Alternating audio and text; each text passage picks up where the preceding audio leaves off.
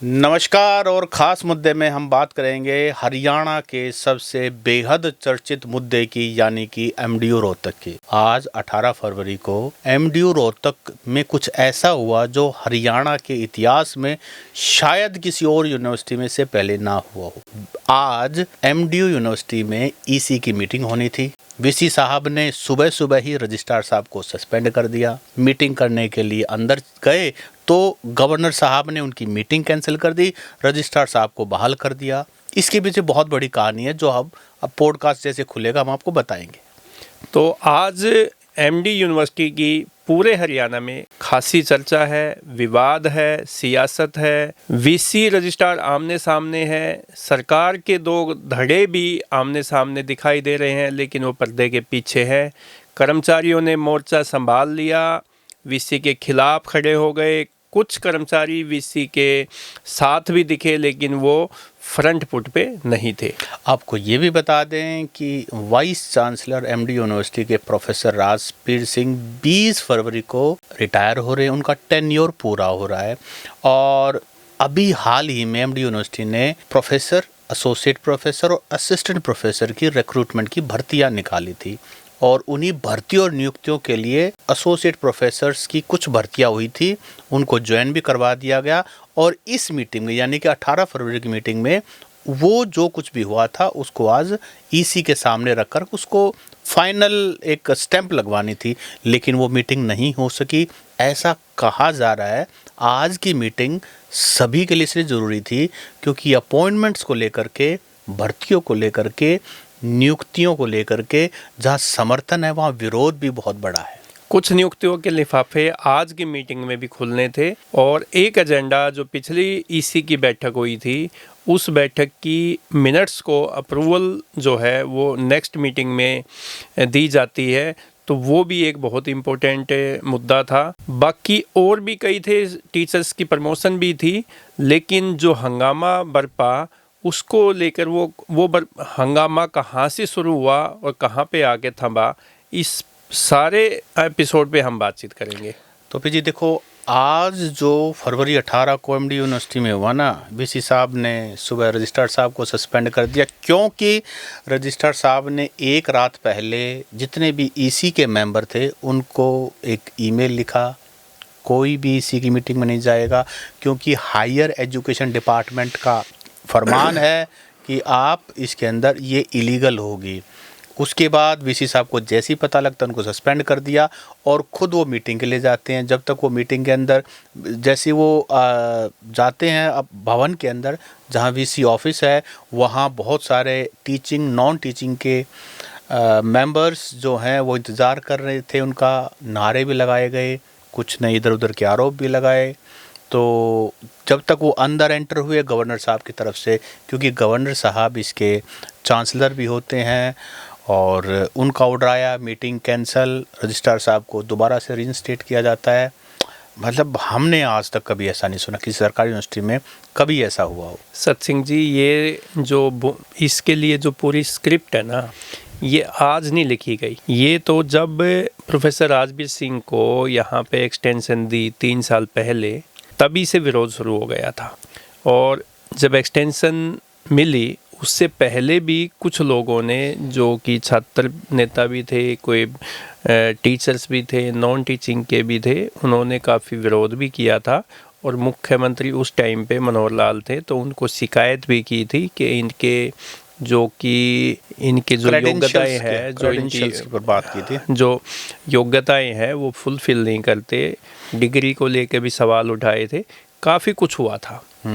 उसके बाद इनको एक्सटेंशन मिली, 3 साल चलता रहा। लेकिन आप ये देखो कि 6 महीने पहले ये जो मामला है ये फिर से जोर पकड़ने लगा कि वीसी राजबीर सिंह के खिलाफ एक पूरा धड़ा था, वो लामबंद हुआ। और उस लामबंदी का जो है उसमें काफ़ी उतार चढ़ाव भी आपको देखने को मिले होंगे। 2024 का जो इलेक्शन हुआ उसमें भी काफ़ी लोग जो कांग्रेस के लिए वोट मांग रहे थे, कोई बीजेपी के लिए वोट मांग रहा था, उसको लेकर भी शिकायतों का दौर चलता रहा, कभी इधर से कभी उधर से।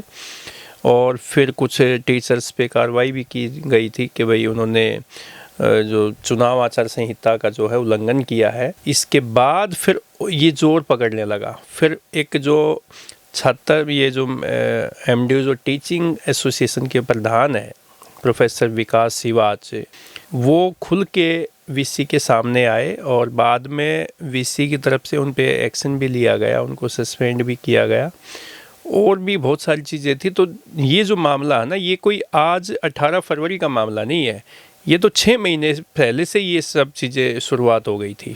देखो, इस बात का बिल्कुल साफ है कि एमडी यूनिवर्सिटी में जो हुआ वो हम सभी पिछले लंबे समय से मीडिया में उसको पढ़ते आ रहे हैं। स्टूडेंट्स, कुछ दिन पहले ही स्टूडेंट्स एमडी यूनिवर्सिटी के गेट नंबर 2 के ऊपर बैठ करके प्रोटेस्ट कर रहे थे। बहुत सारे स्टूडेंट्स को यूनिवर्सिटी ने बार कर दिया था, उनका नाम काट दिया था। बाद में वो धरना ख़त्म हुआ। उससे पहले चलें तो इस बात के लेकर ऑब्जेक्शन था कि जो अपॉइंटमेंट्स होनी है वो इस करंट वाइस चांसलर से ना करवाई जाए। जो नया वाइस चांसलर आए, जिसको भी अपॉइंट करे, उनसे होनी चाहिए। कभी यूनिवर्सिटी के रजिस्ट्रार कृष्णकांत और एमडी यूनिवर्सिटी के vice chancellor professor Rajveer Singh, दोनों में खटास की, कड़वाहट की, इनडिफरेंस की ऐसी बातें भी बहुत बार सामने आई। तो ये जो टग ऑफ वार है काफ़ी लंबी समय से लगा, लेकिन इसके मूल में जाए ना, जो नियुक्तियां हैं, जो अपॉइंटमेंट्स हैं, उनको लेकर ही सब चाहते हैं कि अपॉइंटमेंट्स हों, लेकिन वो उनके हिसाब से हों। रजिस्ट्रार साहब अपने हिसाब से करना चाहते थे, वीसी साहब अपने हिसाब से करना चाहते थे और सरकार से बाकायदा परमिशन मांगी गई, सरकार ने परमिशन दी, एडवर्टीज़मेंट हुई, उसके बाद उसको रोक दिया गया, फिर दोबारा से शुरुआत हुई, फिर इंटरव्यूज़ हुए, नियुक्तियाँ कुछ को दी गई, मतलब लिफाफे खोले गए। आज कुछ फिर लिफाफे खुलने थे। कहने का मतलब है सभी की नज़र जो है ना, सभी लड़ किसके ले रही हैं? अपॉइंटमेंट्स के लिए, कि जो भी बंदा यहाँ अपॉइंट हो वो हमारा बंदा हो। देखो सतसिंह जी, बात ऐसी है, इसमें बात आपकी सही है कि मेन मामला रिक्रूटमेंट का ही था। Professor, associate professor, assistant professor, professor के लिए कोई ज़्यादा मारामारी नहीं थी, ना किसी को कोई ज़्यादा सा एतराज़ था, ना कोई उसको बात को लेना देना था। एसोसिएट प्रोफेसर में भी इक्का दुक्का विरोध हुआ होगा किसी की नियुक्ति को लेकर, बाकी एसोसिएट प्रोफेसर के लिए भी कोई बहुत बड़ी बात नहीं थी। मेन जो ये बात है ना, ये था असिस्टेंट प्रोफेसर के लिए, लेकिन उसका तो कुछ हुआ ही नहीं। जो असिस्टेंट प्रोफेसर की जो भर्तियां हैं, वो ये चाहते थे कि ये प्रोफेसर राजवीर सिंह के मौजूदगी में नहीं होनी चाहिए, क्योंकि लंबे समय से ये यहाँ पे है। और अपने ऐसे भी बात निकल के आ रही थी कि कुछ लोग ऐसे हैं कि ये अपने कुछ लोगों को भर्ती करना चाहते हैं और कुछ इनके जो नियर डियर जो लोग हैं उनको भी एडजस्ट करना चाहते हैं। वो तो एडजस्ट तो ओपीजी सभी करते हैं, उनसे मतलब इनको सिर्फ आप वाइस चांसलर भी करते हैं। आप ये देखिए, जो भी सरकार आई है, चौटाला साहब के समय में ओम प्रकाश चौटाला और उनके बड़े बेटे अजय चौटाला तो जेल गए इसलिए थे, जेबीटी रिक्रूटमेंट स्कैम हुआ था, उसके ऊपर गए थे। तो ये तो हर कोई करता है। प्रोफेसर राजवीर सिंह के ऊपर ये दबाव या ये कहीं उन पर आरोप लगा रहे थे कि ये अपने बंदे सेट कर। अब देखना, जो कोई भी नया आएगा, अपॉइंटमेंट होंगे तो बंदे तो सेट होंगे ही ना। बंदे तो सरकार जिसको चाहेगी वही होंगे। तो जो 18 को जो हंगामा हुआ वो ये था कि पिछले दिनों जब एसोसिएट और प्रोफेसर और एसोसिएट प्रोफेसर की जो नियुक्तियां की गई थी, उनके लिफाफे पिछली ईसी की बैठक में खोले गए थे, जो कि 302वीं ईसी की बैठक थी।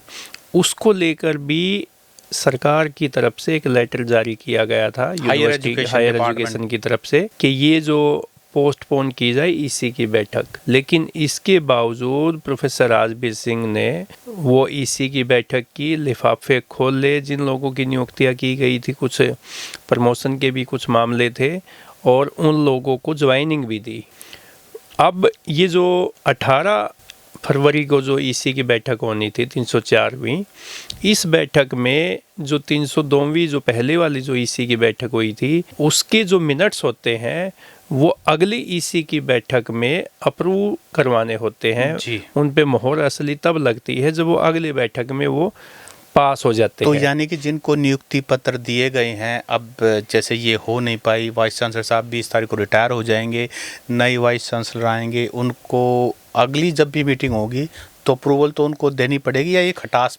देखो, अगर अगर इस बैठक में ये अप्रूवल नहीं मिली, क्योंकि ये तो पोस्टपोन हो चुकी है, तो जिन लोगों को नियुक्ति दी गई है उनको चैलेंज किया जा सकता है, और अगर उनकी नियुक्ति को चैलेंज किया गया तो वो फिर कोर्ट में जाएंगे। तो कहने की बात ये है कि जिन लोगों की ज्वाइनिंग हुई है उसको लेके अगर चाहें तो दिक्कत आ सकती है, और आए भी की, अगर कोई चाहेगा तो आएगी भी। प्रोसीजर से हुआ, एडवर्टीजमेंट हुई है, इंटरव्यूज हुए हैं, उनको अपॉइंटमेंट लेटर दिया गया है, तो जिनका भी सिलेक्शन हुआ है। तो अब ये जो 18 फरवरी को जो ईसी की बैठक होनी थी, 17 फरवरी को हायर एजुकेशन की तरफ से फिर एक लेटर वीसी को जारी किया गया था कि ये जो मीटिंग है ये नहीं होनी चाहिए, इसको पोस्टपोन कर दिया जाए, ये इलीगल है, क्योंकि पहले वाले जो उन्होंने लेटर जारी किया गया था उसका रेफरेंस भी दिया गया। मुझे ना एक चीज़ समझ में नहीं आई, आज जैसे गवर्नर साहब की ऑफिस की तरफ से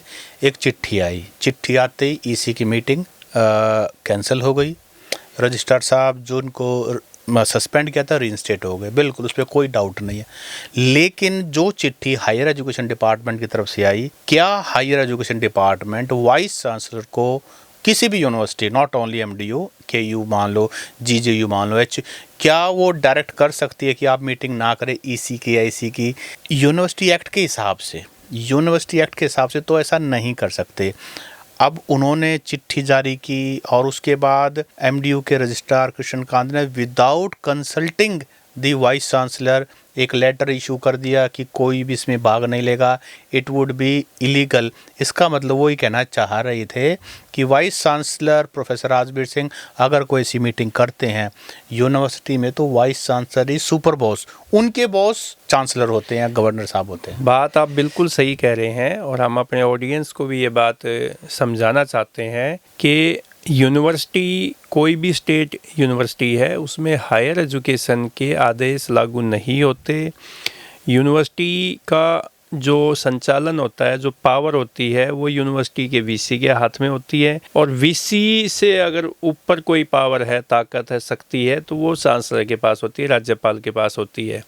तो यही तो ये बात आई ना कि आप ये देखिए, हायर एजुकेशन की तरफ से जब ईसी की बैठक रोकने के आदेश पत्र जारी हुआ तो वो vice chancellor professor Rajbir Singh ने नहीं माने, और उन्होंने 18 फरवरी को ईसी की बैठक के लिए अनाउंस कर दिया। ओपीजी, सवाल तो ये है कि उन्होंने ये सिचुएशन एग्जिस्ट क्यों हुई? इसका मतलब कहीं ना कहीं ये भी है कि उन्होंने सरकार को कॉन्फिडेंस में लिए बगैर ईसी की मीटिंग कर रहे हैं। जब हायर एजुकेशन डिपार्टमेंट तरफ से चिट्ठियाँ, पहली बार चिट्ठियाँ आगे हो रही है, अगर सरकार के कॉन्फिडेंस में, अगर सरकार कॉन्फिडेंस में नहीं है तो मीटिंग बुला क्यों रहे हैं? देखो सवाल कई हैं, और सवाल ये भी है कि एक आरएसएस के नेता का नाम भी आ रहा है कि वो अपनी बेटी का अपॉइंटमेंट करवाना चाह रहे हैं, जिसका विरोध भी काफ़ी लोग कर रहे हैं कि कहीं उनका सिलेक्शन ना हो जाए। जो आज लेटर खुलने थे उनमें से ऐसा कहा जा रहा है। मैं उनका, देखो सत्सिंह जी, जिन आरएसएस के बंदे की आप बात कर रहे हैं, उनके पास पहले हरियाणा में विश्वविद्यालयों को लेकर उनमें काफ़ी ताकत थी। इसके बाद हरियाणा की जो बॉडी है आरएसएस की, उसमें बदलाव किए गए हैं। जो आरएसएस के प्रांत प्रचारक हैं, जो सरसंघचालक बोलते हैं स्टेट के, वो बदले जा चुके हैं, उनकी जगह पे किसी और को जिम्मेदारी दी जा चुकी है। जो शिक्षण संस्थानों का जिनको जिम्मेदारी दी गई थी वो बदले जा चुके हैं, उनकी जगह पे नए लोगों को जिम्मेदारी दी जा चुकी है। तो ये भी हो सकता है कि जो आरएसएस की जो लॉबी है या आरएसएस के जो लोग हैं उसमें भी गुटबाजी हो।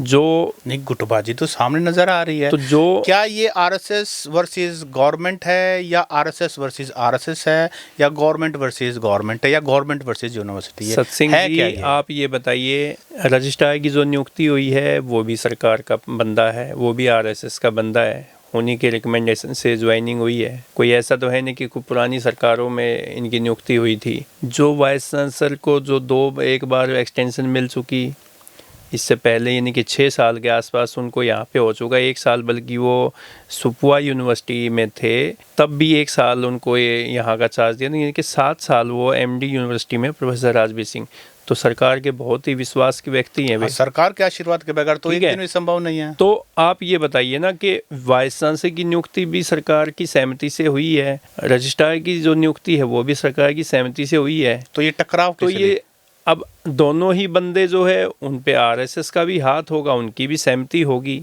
नहीं तो कैसे ज्वाइनिंग हो जाएगी। तो ये मतलब जो है ये मुझे लगता है कि कोई आपस में सरकार में भी 2 धड़े हैं और आरएसएस में भी 2 धड़े हैं। जो आपस में अहम की जो लड़ाई है उसमें आगे वो अहम की लड़ाई आगे आई है, ना कि इनमें कोई सरकार बनाम सरकार ही है। ये तो एक सरकार बनाम विपक्ष तो है नहीं। एक और भी बात जो अक्सर हम सुनने में आते हैं कि पहले मुख्यमंत्री 9.5 साल मुख्यमंत्री अपने मनोहर लाल खट्टर जी थे, अब नायब सैनी जी हैं। तो जो टीम अभी तक काम कर रही थी वो खट्टर साहब की टीम काम कर रही थी। सैनी साहब दूसरी बार मुख्यमंत्री बने हैं, पहले तो बहुत थोड़ा समय था, 6 महीने के आसपास, अब साल से ऊपर हो गया है, 1.5 साल का पूरा कार्यकाल, 1.25 साल से ऊपर हो गया है। तो अब नायब सैनी जी अपनी खुद की टीम बनाना चाह रहे हैं क्योंकि उनके अपने सपने, अपने प्रोजेक्ट्स, अपना काम करने का तरीका है। तो अब वो नई टीम जो बना रहे, तो शायद कहीं ना कहीं पुरानी टीम वर्सेस नई टीम का तो संघर्ष नहीं है। ये देखो सामने तो दिखाई दे रहा है संघर्ष तो है। ये जो चीज़ें दिख रही है कि जो मनोहर लाल खट्टर के जो टाइम की जो टीम थी हरियाणा में जो काम कर रही थी, अब जो नई टीम जो नायब सिंह सैनी की जो नई टीम बनने लग रही है उस टीम में और पुराने वाली टीम में कहीं ना कहीं टकराव है।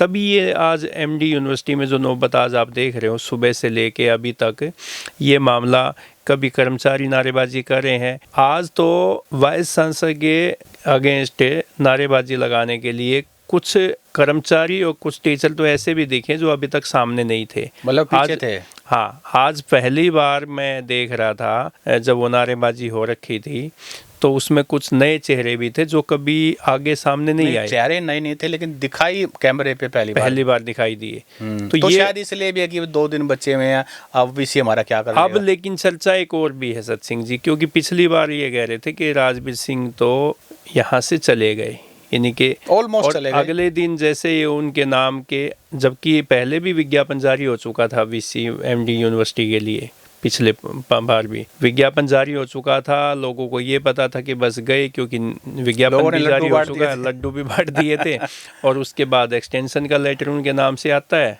और फिर 3 साल वो फिर वही लड्डू लेकर के सीएम तो बहुत लेके वहाँ पहुँच गए थे।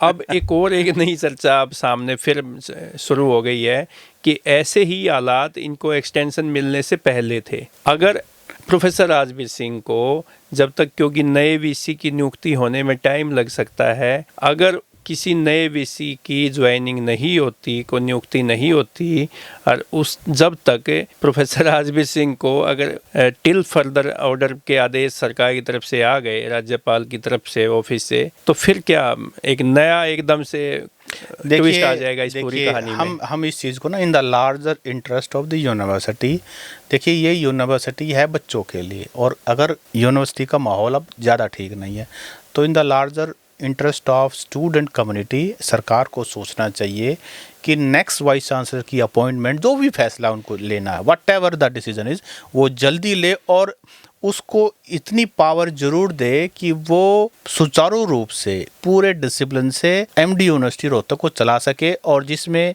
बच्चों का भी भला है, टीचर कम्युनिटी का भी भला है, और ओवरऑल हमारे एमडीयू से हमें बहुत प्यार है। बहुत ही सुंदर यूनिवर्सिटी है, बहुत नामचीन लोग यहाँ से पढ़ करके बहुत बड़े बड़े ओहदों तक गए हैं, और एमडीयू रोहतक का नाम पूरे देश में है, विदेश में है। यहाँ कुछ भी होता है ना तो उसकी इमेज अच्छी या बुरी बहुत दूर तक ट्रैवल करती है। इस संग्राम को जो हो लिया वो हो लिया, कल के अखबारों में बड़े बड़े फ्रंट लाइन पे आएगी। अब इसको संघर्ष को शांति दे और एमडी यूनिवर्सिटी को आगे बढ़ाने में A++ और उससे भी आगे ले जाने में काम करें, ताकि हमारे बच्चे अच्छे यहाँ से पढ़ाई जो है ग्रहण करें, अच्छी डिग्री लें और फिर जीवन में कामयाब हों। और ऐसा माहौल क्रिएट होना चाहिए कि टीचर क्लासरूम में जाए, बच्चे क्लासरूम में हो, लैब में हो टीचर और स्टूडेंट, रिसर्च स्कॉलर, कर्मचारी अपनी सीट पे हो, स्टूडेंट जो है वो अपना हॉस्टल में, लाइब्रेरी में, और जहाँ पे भी उनको अच्छा माहौल नज़र आता है पढ़ाई को लेकर, वैसा माहौल उनको मिले।